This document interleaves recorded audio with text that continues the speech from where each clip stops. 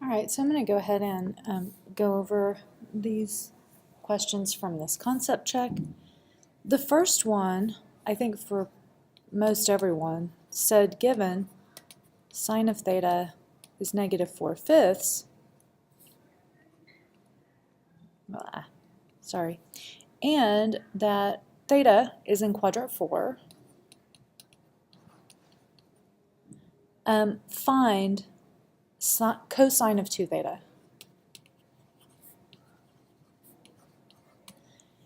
If you look on your little identity card, one of the cosine 2 thetas, because there are 3 options there, is 1 minus 2 sine squared theta. If you used this one, then this is 1 minus 2 negative 4/5 squared equals 1 minus 2 times, eventually I'll find a spot, negative 4 squared is 16, 5 squared is 25. So it's 1 minus 32 over 25. You need a common denominator to do this, so 25 over 25 minus 32 over 25 is negative 7 over 25. If you used this formula, then this was what you needed to do right here. Okay, I went ahead and pulled this up so that we can reference it directly. So this is the one I would have used just because you already had sine. But suppose that you didn't. A lot of you saw one or the other, started thinking, oh, I need to find out what cosine is, just because you saw cosine. So you thought, oh, what's cosine? If you want to find cosine, you can. There's one part of it that's not so bad, and then there's a part that takes more thought. The first part is that cosine squared theta plus sine squared theta is 1. So cosine squared theta plus negative 4/5 squared equals 1. Cosine squared equals 1 minus. Now we've already squared this once. You could take one more step here and write this as 16 over 25. So 16 over 25. Cosine squared theta equals 25 over 25 minus 16 over 25 is 9 over 25. So cosine theta is plus or minus the square root of 9/25 equals plus or minus 3/5. Once you get to cosine is plus or minus 3/5, you can try to figure out if it's plus or minus. You could also note that cosine gets squared in every one of these formulas, so it's actually irrelevant. Okay, so once you plug it in, the plus or minus doesn't matter. So for example, if you used that first one, cosine 2 theta is cosine squared theta minus sine squared theta equals, and so cosine squared we know is 9/25. Sine squared we've already done at this point is 16/25, negative 7 over 25. So that's the same. But many of you, once you're trying to solve for cosine, will try to figure out the plus or minus, which is fine. And I'll show you another way to find the plus or minus part in just one second. But once you have found it, then if I sketch this, negative 4/5 is close to 1. Okay, so here's, that's terrible. Okay, ignore that outer part. So this is a negative 4/5 is like here. Because it's closer to 1 than it is to 0, or closer to negative 1 than it is to 0, you can know actually that it's in this little 45-degree slice. So you would know theta is between, because you know it's in quadrant 4, it could have been over here, but we know it's in quadrant 4. So it's between 3 pi over 2 and 7 pi over 4. Those would be marked on your circle if you didn't have them memorized. So if I want to know about 2 theta, what I need to do is multiply by 2 on either side. So over here I get 3 pi, and over here I get 7 pi over 2 because it's 14 pi over 4. So that means that 2 theta is in quadrant 3. This actually is all of quadrant 3, so it's in quadrant 3. So you would know the cosine is negative. So cosine 2 theta is going to be negative. Okay? Cosine of theta is positive.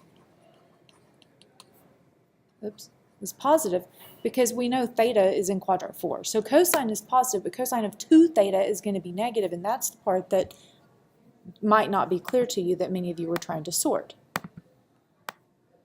Okay, so outside of that, the other way to have found cosine, if you didn't realize you didn't need it or wanted to use one of these other formulas, is to sketch a triangle. To sketch a triangle, we have to ignore the SIGN.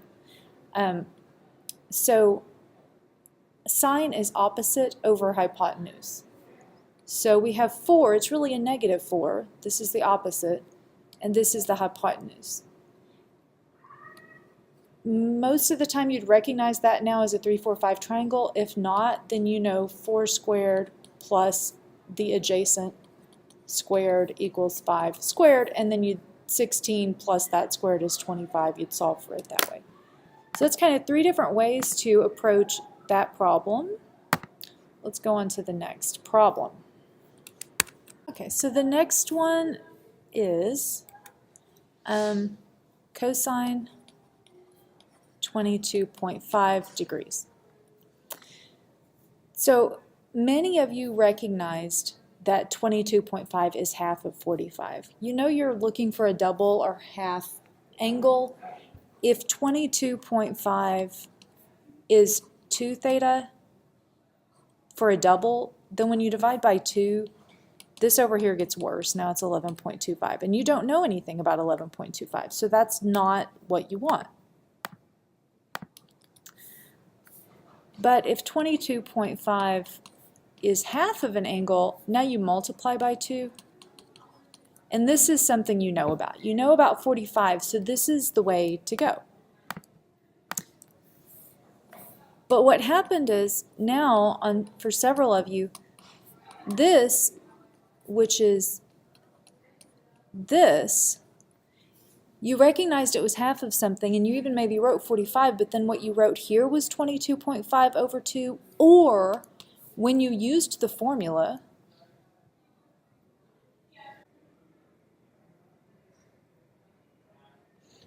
okay, so I just realized that they have a typo on this thing that I downloaded.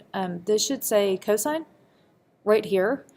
This leads to this. So cosine pi over 2, whoops, cosine pi over 2 is plus or minus square root of 1 plus cosine theta over 2. Now what happened is a lot of you right here would put 22.5 again. Cosine of 22.5 is the thing that we don't know. And what you put here is what's above the 2. It's cosine 45. So this is plus or minus square root 1 plus, and then you look this up on the circle. That's root 2 over 2, and this is all over 2. I'm going to pretend that's not there so I can keep going on this line. Plus or minus. We need a common denominator on top. Anytime you have the sum of a number and a fraction or multiple fractions or whatever on the top, you've got to get a common denominator so that it can be a single fraction and no fractions in the top. 2 over 2 plus root 2 over 2 all over 2 equals. So this is 2 plus root 2 over 2 all over 2. And if you want, that's all over 2 over 1. So we can invert and multiply.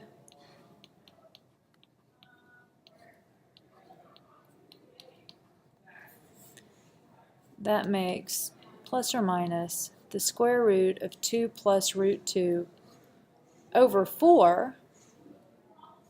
And then you would look at the multiple choices actually here, and you would see there's kind of nothing over 4. And then hopefully you realize that I can take that 4 out of the square root so that it's plus or minus square root of 2 plus root 2 all over 2, because the square root of 4 is 2. Then, though, you need to know if it is plus or minus. 22.5 is the angle that we check the quadrant for, because we were taking cosine of 22.5. 22.5 is in quadrant 1, so it has a positive cosine. And then on all the multiple choices, that 2 was kind of brought out as a half. And this was the result.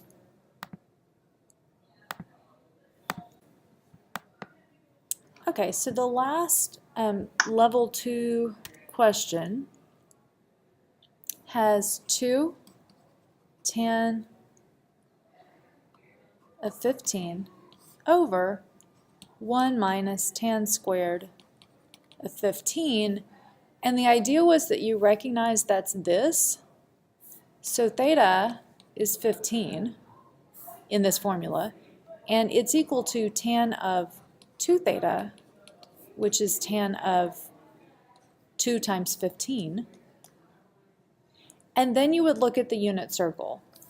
This is now sine of 30 over cosine of 30. Heavens. Sine of 30 is 1/2. Cosine of 30 is root 3 over 2. So this, if you invert and multiply, you get 1 over root 3. Some of you got here, I gave you credit for this even though you couldn't quite figure out now what to do. To make it match a multiple choice option, you had to multiply by root 3 over root 3. You had to rationalize it. So that's why some of you were struggling to find the multiple choice option that matched. So I'm going to record separately the different question levels. This is the end of level 2.